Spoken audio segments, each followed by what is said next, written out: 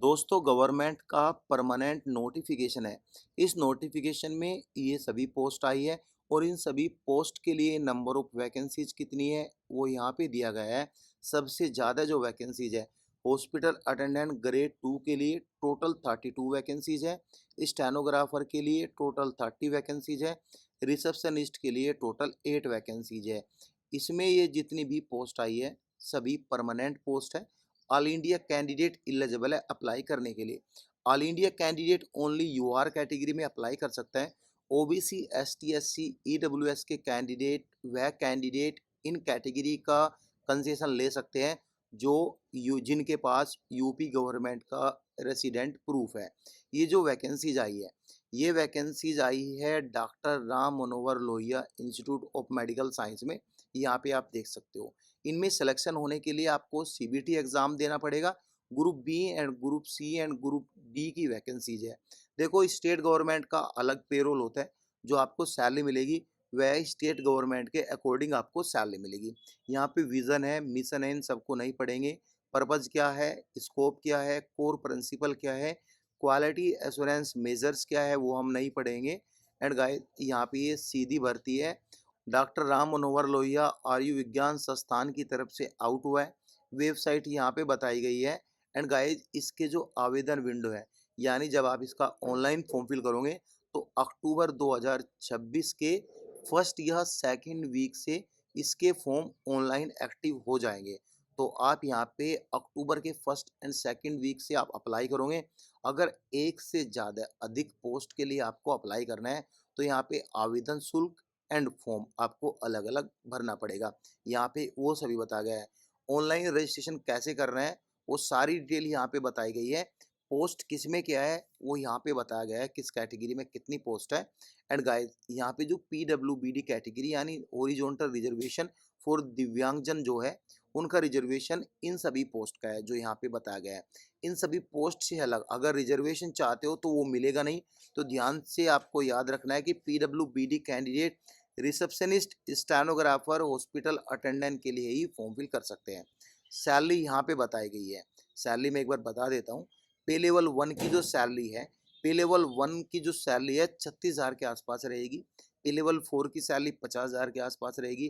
पे लेवल 5 की सैलरी यहाँ पे में भी आपका 54 टू 68 के करीब रहेगी। पे लेवल 10 की सैलरी 1 लाख के आसपास रहेगी।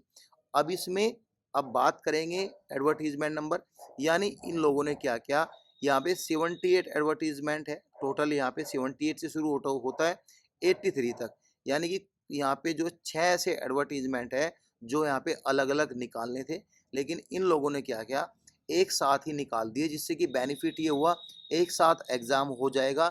जो एलोकेटेड सेंटर रहेंगे वह बार बार एलोकेट नहीं किए जाएंगे और मल्टीपल सेंटर यहाँ पे बन जाएंगे। तो यहाँ पे क्वालिफिकेशन पर हम डिस्कस करते हैं। प्रोग्रामर के लिए यहाँ पे बी बीटेक कंप्यूटर साइंस या कंप्यूटर इंजीनियरिंग से किया हो तो आप इलिजिबल है, या फिर post graduation in computer application से किया हो तो आप इलिजिबल है। मेडिकल फिजिस्ट में यहाँ पे आपका ग्रेजुएट का डिग्री इन फिजिक्स और पीजी डिप्लोमा आपका है रेडियोलॉजी या मेडिकल फिजिक्स से तो आप इलिजिबल है। प्लस के 12th मंथ इंटर्नशिप आपने किया है किसी रेडिएशन थेरेपी डिपार्टमेंट में तो आप यहाँ पे एलिजिबल है अप्लाई करने के लिए। अब बात करेंगे यहाँ पे रेडिएशन सेफ्टी ऑफिसर का। इसके लिए क्वालिफिकेशन यहाँ पे दो तरह के हैं। Post graduation degree in physics plus के आपका पीजी डिप्लोमा इन रेडियोलॉजिकल या फिर मेडिकल फिजिक्स प्लस के 12th मंथ का इंटर्नशिप आपने किया हो।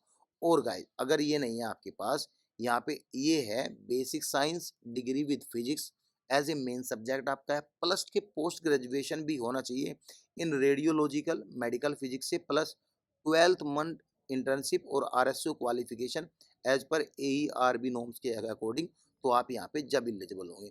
हॉस्पिटल अटेंडेंट ग्रेड 2 के लिए 10वीं पास है तो आप एलिजिबल है। आपको experience of having work in civil and military hospital में आपके पास एक्सपीरियंस भी होना चाहिए, लेकिन ये नहीं बताया कि कितने साल का एक्सपीरियंस होना चाहिए। 1-2 साल जितने भी साल का आपके पास एक्सपीरियंस है तो आप यहाँ पे अप्लाई कर सकते हैं। स्टेनोग्राफर के लिए बात करेंगे, इसमें ग्रेजुएशन और इक्विवेलेंट में 55% नंबर है तो आप यहाँ पे एलिजिबल है। प्लस 80 वर्ड्स पर मिनट की आपको शॉर्ट हैंड टाइपिंग हिंदी और इंग्लिश स्टेनोग्राफी में करनी है। एंड गाइस यहाँ पे जो आपका टाइपिंग है, इंग्लिश में 40 वर्ड पर मिनट और गाइस हिंदी में 35 वर्ड पर मिनट आपको टाइपिंग भी करनी है, वो आप यहाँ पे देख लेना।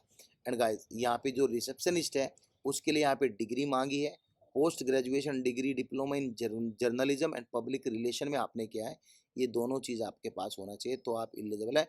बाकी यहाँ पे डिज़ायरेबल आपके लिए ज़रूरी नहीं है।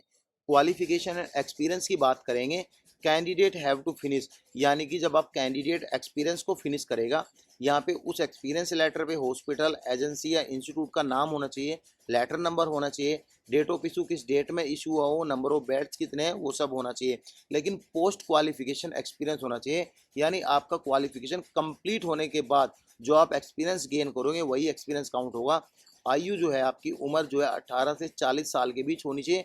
आयु में जो छूट मिलेगी उत्तर प्रदेश के जो अनुसूचित जाति और जनजाति के भी या अन्य पिछड़ा वर्ग के स्टूडेंट हैं उन्हीं को यहाँ पे छूट दी जाएगी।